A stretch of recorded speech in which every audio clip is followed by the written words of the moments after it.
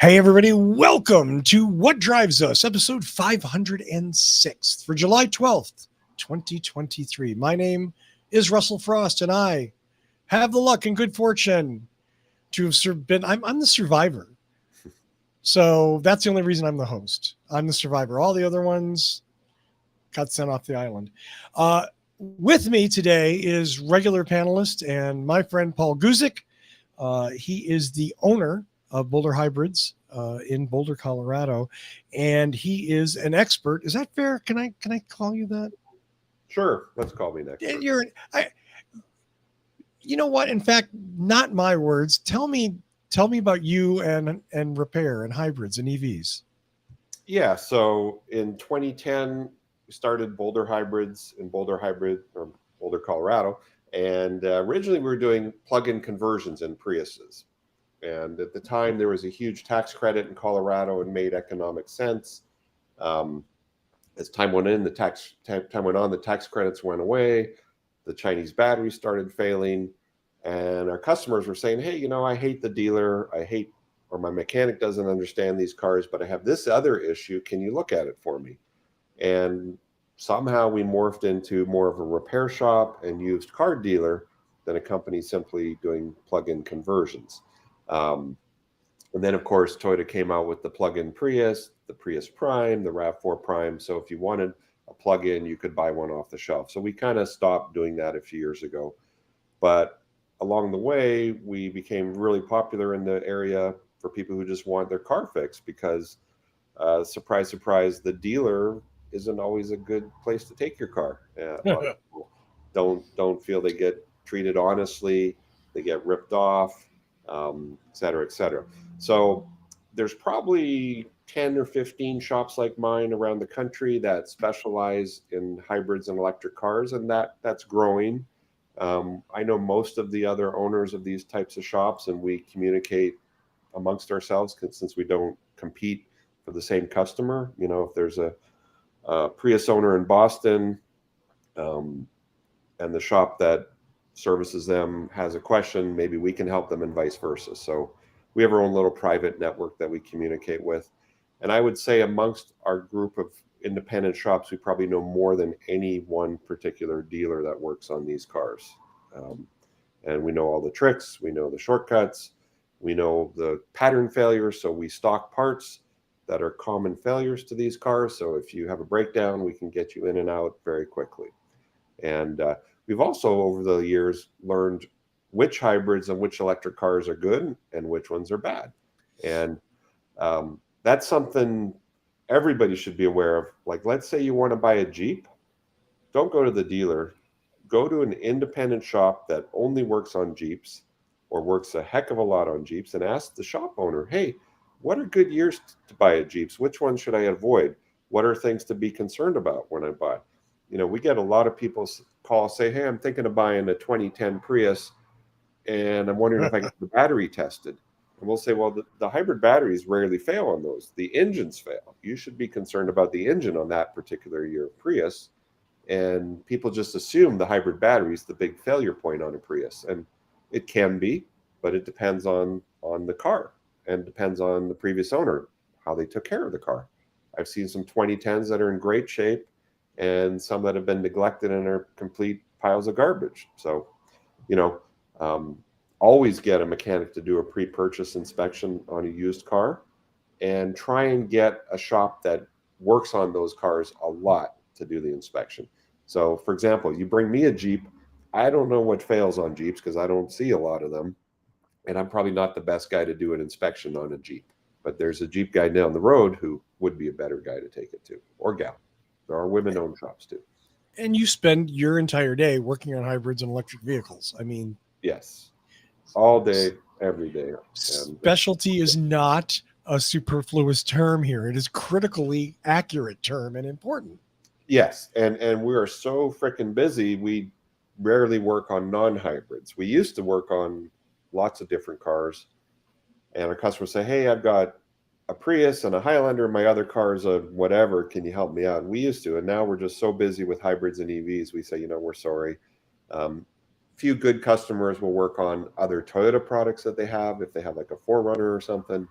but we're not going to work on their Volvo or their Chevy unless it's like a Chevy Volt or a Chevy Bolt. So, are there any? Obviously, that's number one, right? If you're going to buy a used car, look for a specialty mechanic shop that works on that vehicle or that type of vehicle, that model. Learn from their wisdom because they see these things in and out every day. Right. Yeah. And for example, some people will say, hey, I'm thinking of buying a Honda Civic Hybrid. Can I book a pre-purchase inspection? And we'll say, you know what? I'm going to save you the $150. Just turn around and walk away. And like, well, what do you mean? Hondas are great cars. I say, yes, Hondas are great cars, but their hybrids are not so great. So if you are a Honda person and you really want a Honda, don't buy the Honda Hybrid, because relative to a Toyota Hybrid, they're not even close. And any of these 10 or 12, 15 shops I've mentioned around the country will tell you exactly the same thing because they see the same problems. I told myself I wasn't going to go down this path, but I'm going to go a little bit. So does that include like Clarity? We've actually only seen a couple of those, but which might be good news, but they've sold very few of them. Yeah. And they're still pretty new. So that's the other problem, is you don't see huge pattern failures until the car's been out 5 to 10 years. And then you see all kinds of trouble. Right. Right.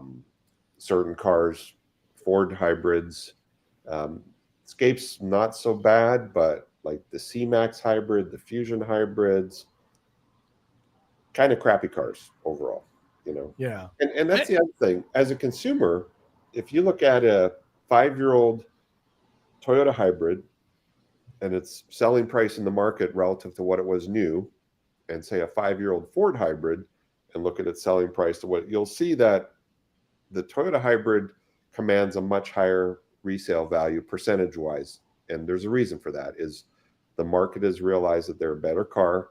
They need less care and feeding. They're more reliable, less headaches for the owners. And that's priced into the price.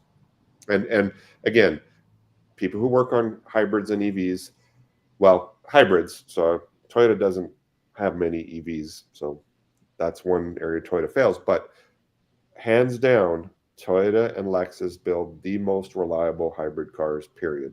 And there are other hybrids in the market, but they do not last as long and they cost more to repair.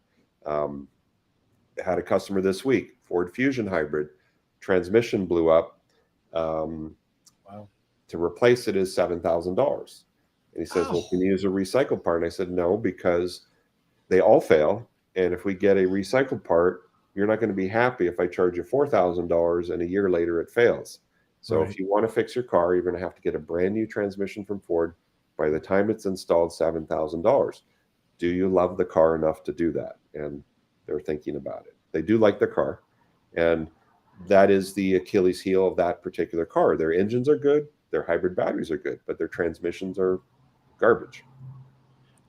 And again, you see this because you see, dozens of cars every week? Yes, dozens of cars every week. All different makes and models. Yeah. All different issues. The Hyundai and Kia hybrids are great until around 100,000, and then they fall apart. Where Toyota hybrids, we have customers, lots of customers over 300,000 on their Toyota hybrids. And we have one Uber guy, he's up to 636,000 on a Toyota hybrid. It's crazy.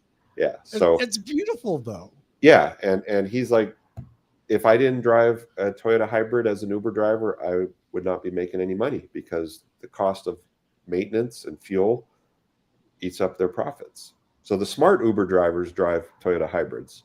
The ones that don't are not that smart, in my opinion, or they haven't looked at the numbers. Yeah.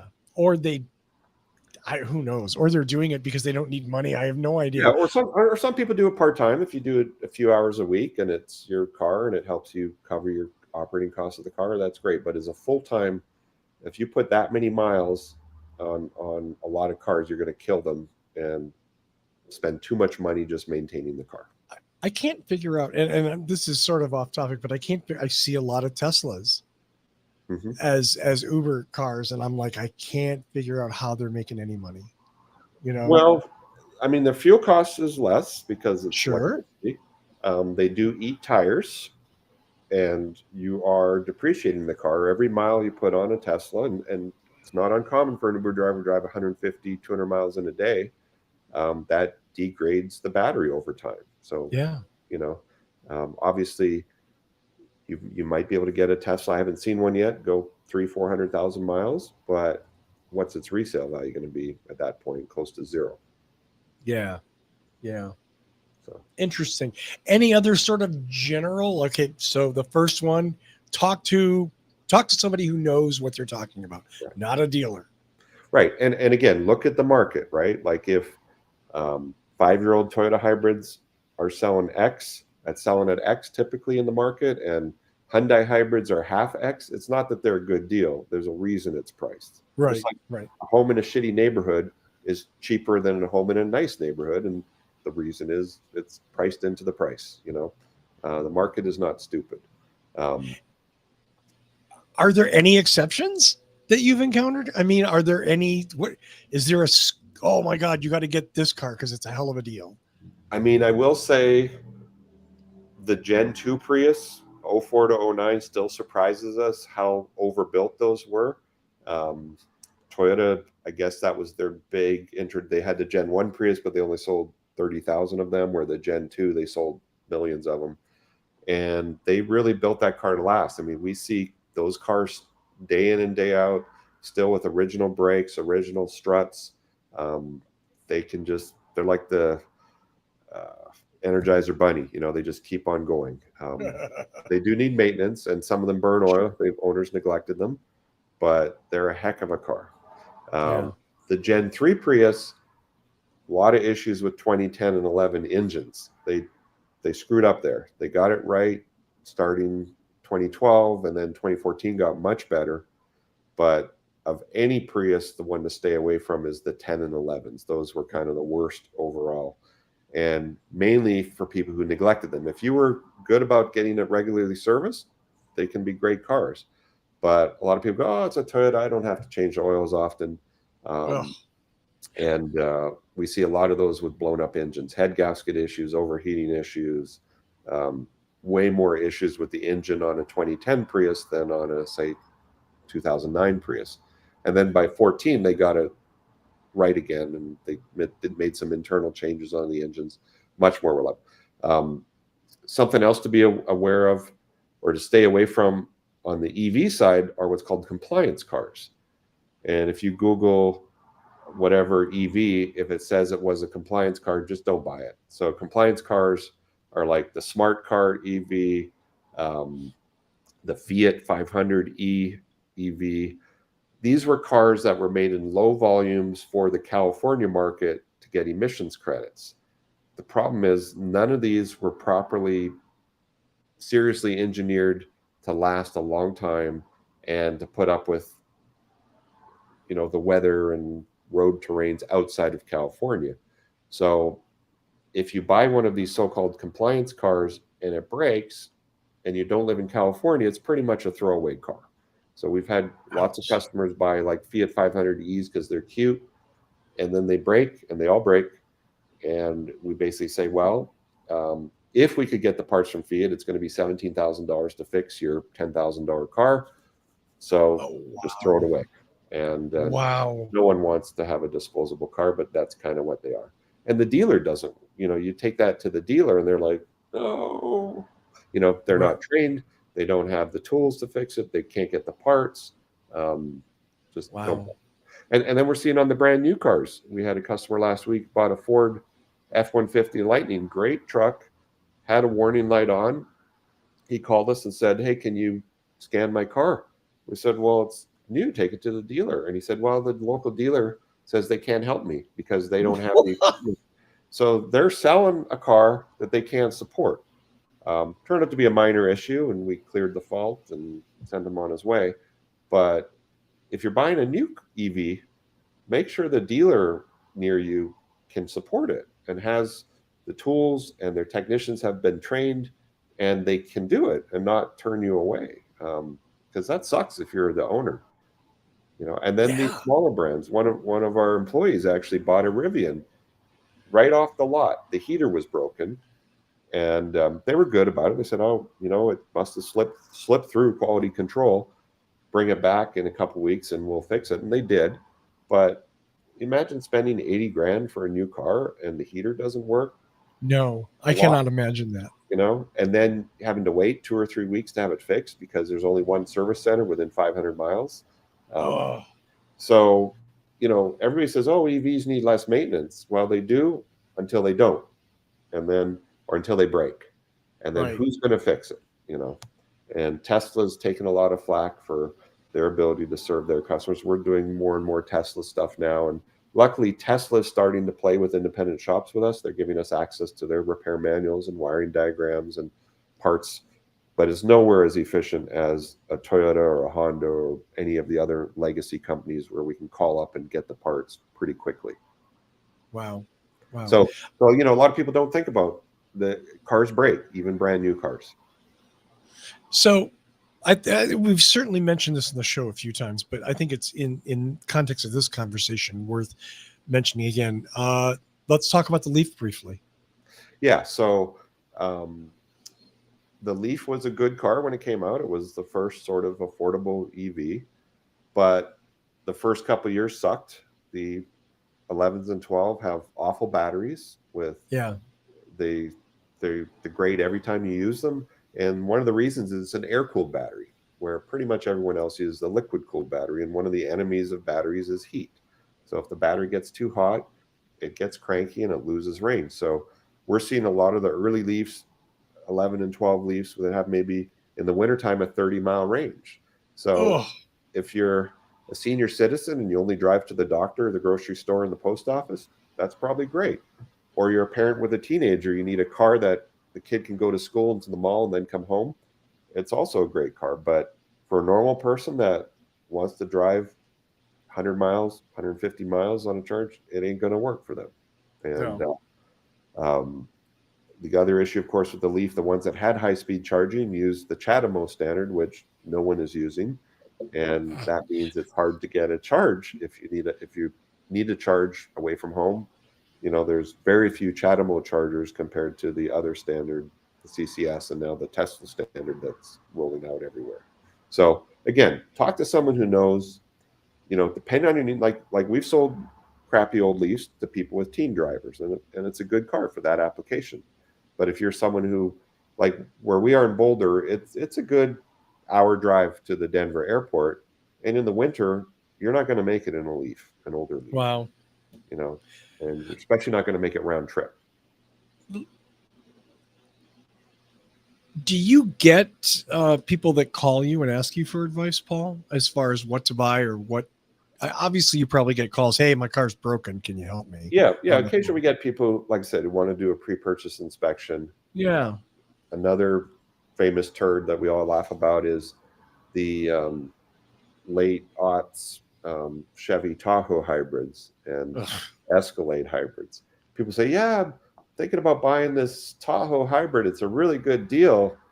And again, there's a reason it's a good deal, because it's a piece of crap car. And luckily, a lot of them are saying, "I haven't bought it yet. Can I bring it in for inspection?" And we'll say, "No, just walk away. If you want a Tahoe, buy the regular one, because the Tahoe hybrids are absolute garbage." Yeah. And that's why they're priced cheaper than the regulars, because nobody wants them. And yeah, it was a very bad design just to start with. And I think when it was working, it got 14 mpg instead of 12 or something ridiculous like that, and it was such a complicated system that was prone to failures. And again, the dealer doesn't want to support it. And we're seeing now even the Chevy Volt, which was a pretty good car. Yeah, dealers don't want to support it. Parts are hard to find. It's crazy. Wow. Had a customer this week with a 17 Kia Optima, not that old, and the hybrid battery pooped out, and the new batteries from the dealer are a 6-month back order. They don't have them. Where you can have a 2001 Gen 1 Prius, it's over 20 years old. You need a hybrid battery, I can get one within 48 hours. They still make them, they're still available, and those are still decent cars that, if it's not rusted out, if you're in a part of the country where it's not rusty, it might be worth saving that car. Right. And a lot of people do. So again, it's all about the after the sales thing. And a lot of people, when they're buying the car, they go, "Oh, this is cool. It's got the new safety features and Apple CarPlay. It smells nice. It handles nice." But what are you going to do in 5 years when that car breaks? And what's the company behind it going to do for you? Crazy. So, and this is advice to any car. Um, there is a guy who on YouTube called the Car Care Nut. You can find him on YouTube. He's a former Toyota mechanic. He talks about a lot of this stuff relative to Toyota and Lexus cars, but I pretty much agree with everything he says. And he is Toyota focused, and but talk to people about the car you're thinking of buying, and not the salesperson who's selling you the car, because they're going to tell you it's great. It's the best car I've got on my lot. Yeah. And some people buy cars because they like the look of the car, and Sure, lots and of people do. yeah, and if you've got the budget to maintain it, go for it. If you want to buy a BMW Roadster because it looks cool and it drives cool, as long as you know what you're getting into, go for it, and you've got the money. But if you're always own Toyotas or Hondas and you're thinking about buying a European car, you're in for a big surprise. As much of a bug up my butt as I have about Toyota and their electrification, they just pulled that electrification bullshit last week too. The all new electrified Camry, 600-mile range. Oh my God, I wanted to projectile. And it's just a hybrid. It's just a freaking hybrid, yeah. But we talked a lot about it on the show, but just to reinforce this, the reason Toyotas have the reputation that they have is repair people like you who work on them have positive experiences. You can get parts. Most of them, with some exceptions, and every car company has exceptions, are easily to repair or well engineered, that you're not going to be repairing a lot of just oopsies, Right. Yeah. Is that fair? Well, yeah. And other things too, right? People don't think about what is the cost of insurance before they buy the car.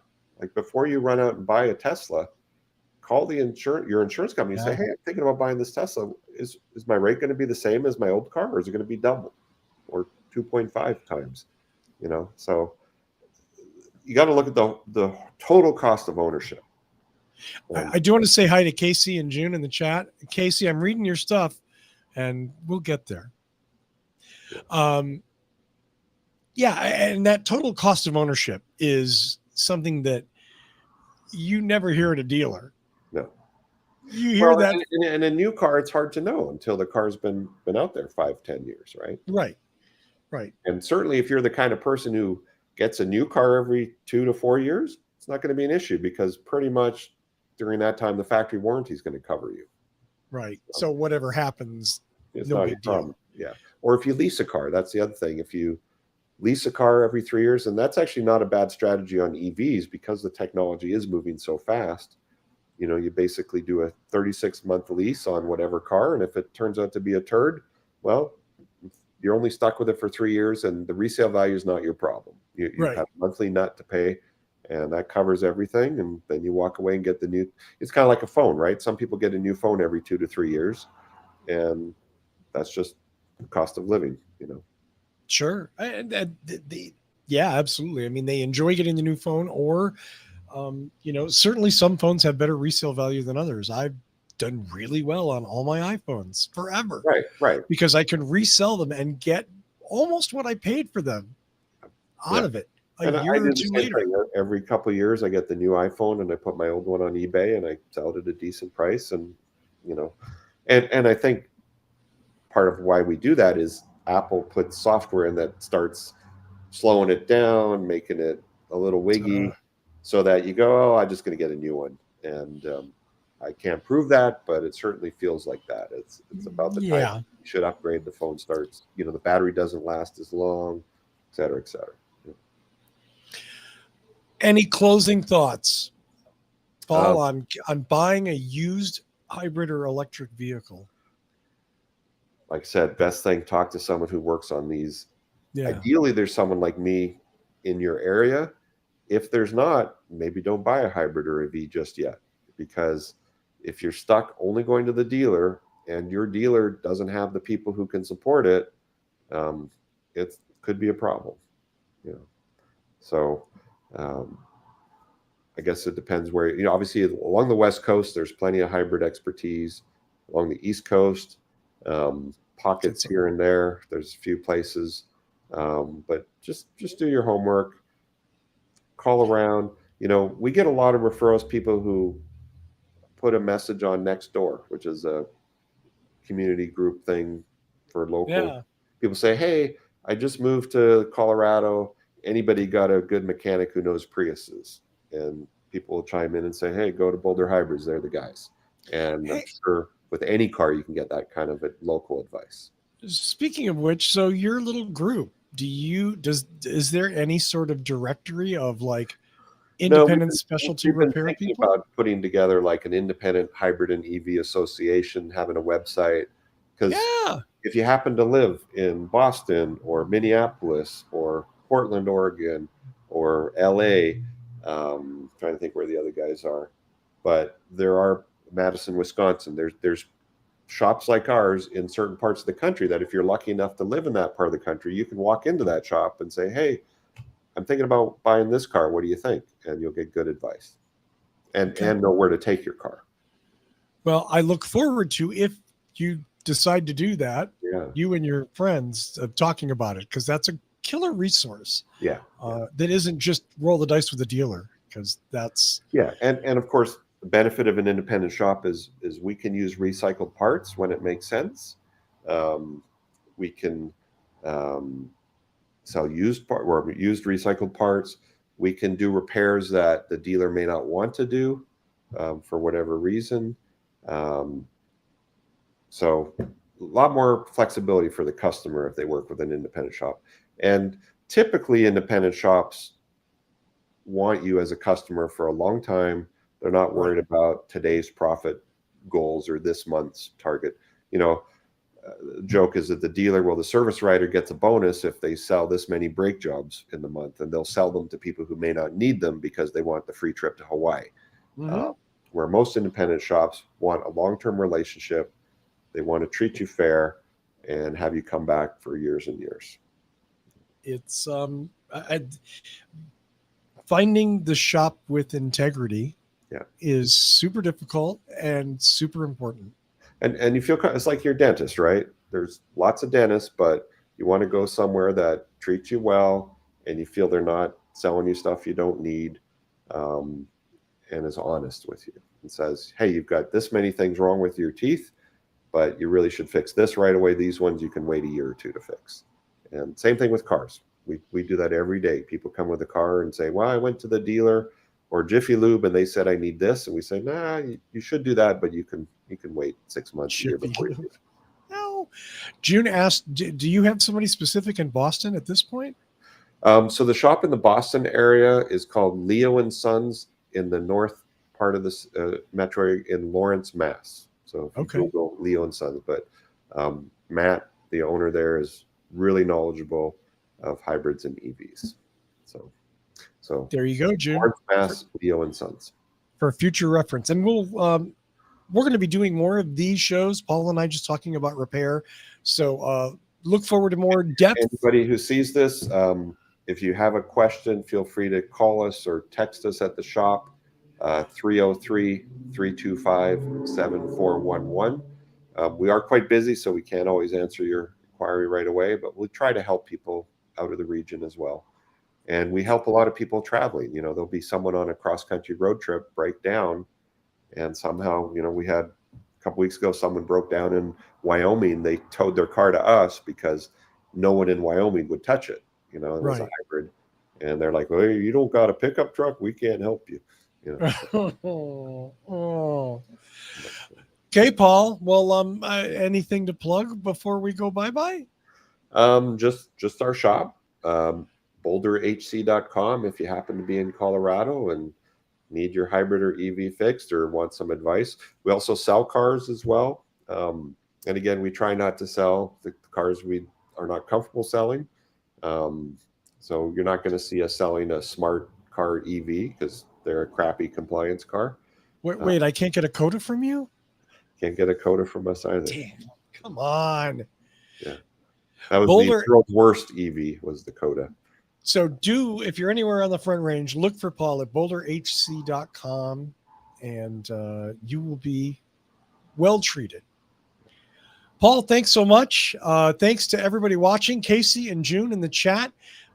Tune in next week and find out what drives us.